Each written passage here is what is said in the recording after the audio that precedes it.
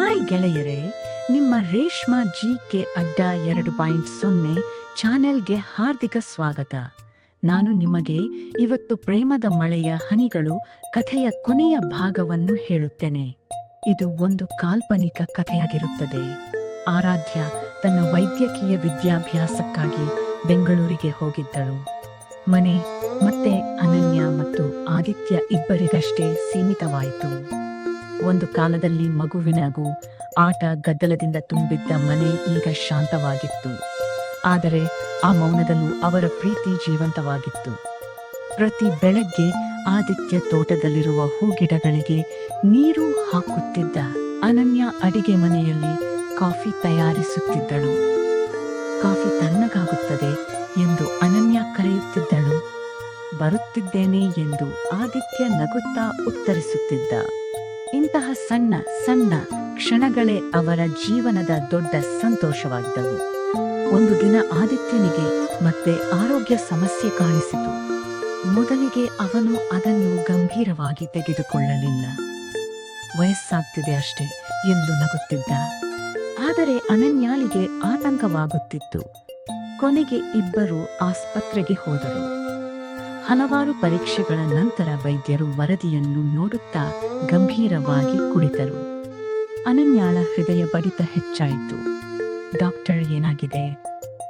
ವೈದ್ಯರು ನಿಧಾನವಾಗಿ ಹೇಳಿದರು, ನಮಗೆ ವಿಷಾದವಾಗಿದೆ, ಇದು ಕ್ಯಾನ್ಸರ್. ಆ ಮಾತು ಕೇಳಿದ ಕ್ಷಣ ಅನನ್ಯಾಳ ಜಗತ್ತು ನಿಂತಂತಾಯಿತು. ಅವಳು ಕುರ್ಚಿಯಲ್ಲೇ ಕುಸಿದು ಕುಳಿತಳು. ಆದಿತ್ಯ ಮಾತ್ರ ವಿಚಿತ್ರವಾದ ಶಾಂತಿಯಿಂದ ಕುಳಿತಿದ್ದ. ಎಷ್ಟು ಸಮಯ ಎಂದು ಕೇಳಿದ. ವೈದ್ಯರು ತಲೆ ತಗ್ಗಿಸಿದರು. ಚಿಕಿತ್ಸೆ ಮಾಡಬಹುದು, ಆದರೆ ರೋಗ ಕೊನೆಯ ಹಂತದಲ್ಲಿದೆ. ಮನೆಗೆ ಹಿಂದಿರುಗಿದ ನಂತರ ಅನನ್ಯ ತನ್ನ ಕೋಣೆಯಲ್ಲಿ ಬಾಗಿಲು ಮುಚ್ಚಿಕೊಂಡು ಅತ್ತಳು. ಅವಳು ದೇವರನ್ನು ಕೇಳುತ್ತಿದ್ದಳು, ನಮ್ಮಿಂದ ಇನ್ನೇನು ಬೇಕು? ಇಷ್ಟು ವರ್ಷಗಳ ನಂತರ ಮತ್ತೆ ಯಾಕೆ ಈ ಪರೀಕ್ಷೆ? ಆದಿತ್ಯ ಬಾಗಿಲು ತೆರೆದು ಒಳಗೆ ಬಂದ. ಅವಳ ಪಕ್ಕದಲ್ಲಿ ಕುಳಿತ. ನೀನು ಹೀಗೆ ಅತ್ತರೆ ನನಗೆ ಇನ್ನಷ್ಟು ನೋವಾಗುತ್ತದೆ. ನಾನು ನಿನ್ನನ್ನು ಕಳೆದುಕೊಳ್ಳಲಾರೆ. ಆದಿತ್ಯ ಅವಳ ಕೈ ಹಿಡಿದ.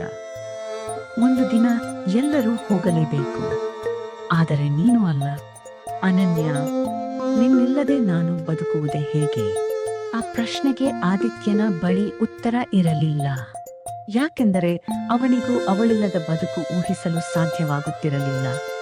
ಮುಂದಿನ ಕೆಲವು ತಿಂಗಳುಗಳು ಆಸ್ಪತ್ರೆ ಮತ್ತು ಮನೆಯ ನಡುವೆ ಕಳೆದವು. ಚಿಕಿತ್ಸೆ ನಡೆಯುತ್ತಿತ್ತು, ಆದರೆ ರೋಗ ದಿನದಿಂದ ದಿನಕ್ಕೆ ಹೆಚ್ಚಾಗುತ್ತಿತ್ತು. ಆದಿತ್ಯನ ದೇಹ ದುರ್ಬಲವಾಗುತ್ತಿತ್ತು.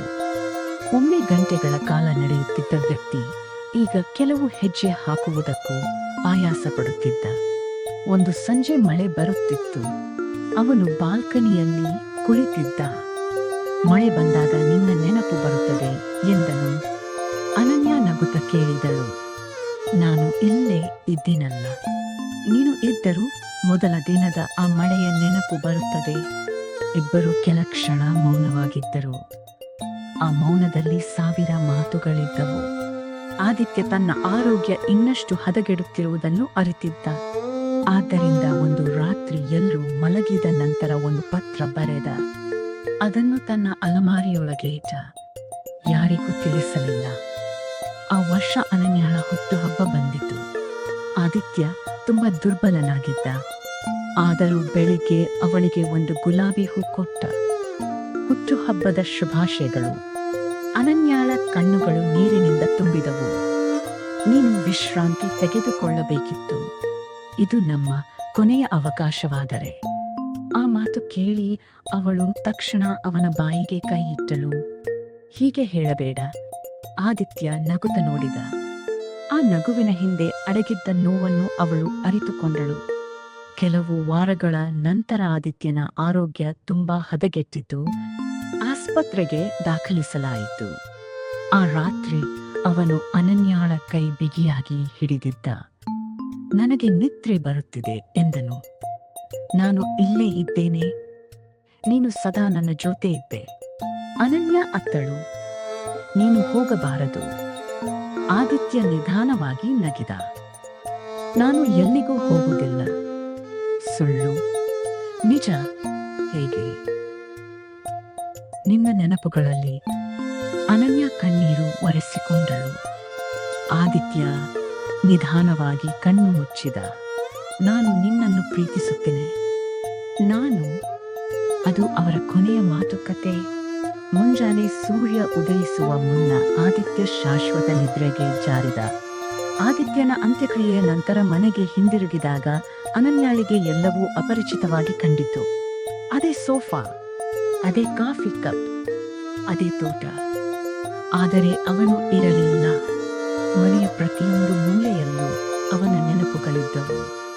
ಒಂದು ದಿನ ಅವಳು ಅವನ ಅಲ್ಮಾರಿ ತೆರೆದಳು. ಅಲ್ಲಿ ಒಂದು ಲಕೋಟೆ ಇತ್ತು. ಅದರ ಮೇಲೆ ಬರೆಯಲಾಗಿತ್ತು, ನನ್ನ ಅನನ್ಯಾಗೆ. ಕಂಪಿಸುವ ಕೈಗಳಿಂದ ಅವಳು ಪತ್ರ ತೆರೆದಳು. ಅನನ್ಯ, ನೀನು ಈ ಪತ್ರ ಓದುತ್ತಿದ್ದರೆ ನಾನು ನಿನ್ನ ಪಕ್ಕದಲ್ಲಿ ಇರುವುದಿಲ್ಲ. ಆದರೆ ದಯವಿಟ್ಟು ಅಳಬೇಡ ಎಂದು ಹೇಳುವುದಿಲ್ಲ. ಯಾಕೆಂದರೆ ನಿನ್ನ ಕಣ್ಣೀರಿನ ಮೌಲ್ಯ ನನಗೆ ಗೊತ್ತು. ನಿನ್ನನ್ನು ಮೊದಲ ದಿನ ನೋಡಿದ ಕ್ಷಣದಿಂದ ನನ್ನ ಜೀವನ ಬದಲಾಗಿತ್ತು. ನಾನು ದೊಡ್ಡ ಸಾಧನೆಗಳನ್ನೇನೂ ಮಾಡಿಲ್ಲ, ಆದರೆ ನಿನ್ನ ಪ್ರೀತಿಯನ್ನು ಪಡೆಯುವುದು ನನ್ನ ಜೀವನದ ಅತಿದೊಡ್ಡ ಅದೃಷ್ಟ. ಒಂದು ವಿನಂತಿ ಇದೆ, ನನ್ನ ನೆನಪಿನಲ್ಲಿ ನಿನ್ನ ಜೀವನವನ್ನು ನಿಲ್ಲಿಸಬೇಡ. ಮಳೆ ಬಂದಾಗ ನಗು, ಕಾಫಿ ಕುಡಿಯುವಾಗ ನನ್ನನ್ನು ನೆನಪು ಮಾಡಿಕೋ. ತೋಟದಲ್ಲಿರುವ ಗುಲಾಬಿಗಳಿಗೆ ನೀರು ಹಾಕು ಮತ್ತು ಪ್ರತಿದಿನ ಬದುಕು. ಯಾಕೆಂದರೆ ನಾನು ನಿನ್ನ ನಗುವಿನಲ್ಲಿ ಬದುಕುತ್ತೇನೆ. ನಿನ್ನ ಆದಿತ್ಯ. ಕಾಲ ನಿಧಾನವಾಗಿ ಮುಂದೆ ಸಾಗಿತು. ಆದಿತ್ಯನನ್ನು ಮರೆತಿಲ್ಲ, ಆದರೆ ಅವನನ್ನು ನೆನೆದು ಮಾತ್ರ ಬದುಕುವುದನ್ನು ನಿಲ್ಲಿಸಿದಳು. ಅವನು ಹೇಳಿದಂತೆ ಬದುಕಲು ಪ್ರಯತ್ನಿಸಿದಳು. ಪ್ರತಿ ವರ್ಷ ಅವರ ವಿವಾಹದ ದಿನ ಮಳೆಯಲ್ಲೇ ನಿಂತು ಅವನನ್ನು ನೆನಪಿಸಿಕೊಳ್ಳುತ್ತಿದ್ದಳು. ಒಂದು ಸಂಜೆ ತೋಟದಲ್ಲಿ ಕುಳಿತಿದ್ದಾಗ ಆಕಾಶದಲ್ಲಿ ಮಳೆ ಹನಿಗಳು ಬೀಳತೊಡಗಿದವು. ಅವಳು ಕಣ್ಣು ಮುಚ್ಚಿದಳು. ಗಾಳಿಯಲ್ಲಿ ಅವನ ಧ್ವನಿ ಕೇಳಿದಂತಾಯಿತು, ನಾನು ಇಲ್ಲೇ ಇದ್ದೇನೆ. ಅವಳ ಮುಖದಲ್ಲಿ ಸಣ್ಣ ನಗು ಮೂಡಿತು. ಕಣ್ಣಿನಿಂದ ಒಂದು ಹನಿ ಜಾರಿತು. ಅದು ದುಃಖದ ಕಣ್ಣೀರು ಅಲ್ಲ, ಅದು ಪ್ರೀತಿಯ ನೆನಪಿನ ಕಣ್ಣೀರು. ಯಾಕೆಂದರೆ ಕೆಲವು ಪ್ರೇಮ ಕಥೆಗಳು ಮದುವೆಯಲ್ಲಿ ಮುಗಿಯುವುದಿಲ್ಲ, ಕೆಲವು ಪ್ರೇಮ ಕಥೆಗಳು ಮರಣದಲ್ಲೂ ಮುಗಿಯುವುದಿಲ್ಲ. ಅವು ನೆನಪುಗಳಾಗಿ, ಮಳೆಯ ಹನಿಗಳಾಗಿ, ಹೃದಯದ ಬಡಿತಗಳಾಗಿ ಜೀವಂತವಾಗಿಯೇ ಉಳಿಯುತ್ತವೆ. ಆದಿತ್ಯ ಮತ್ತು ಅನನ್ಯಾಳ ಪ್ರೀತಿ ಕೂಡ ಅಂತಹದ್ದೇ. ದೇಹಗಳು ದೂರವಾದರೂ ಅವರ ಆತ್ಮಗಳು ಎಂದಿಗೂ ದೂರವಾಗಲಿಲ್ಲ. ಅಂತ್ಯ, ಆದರೆ ಪ್ರೀತಿಗೆ ಅಂತ್ಯವಿಲ್ಲ.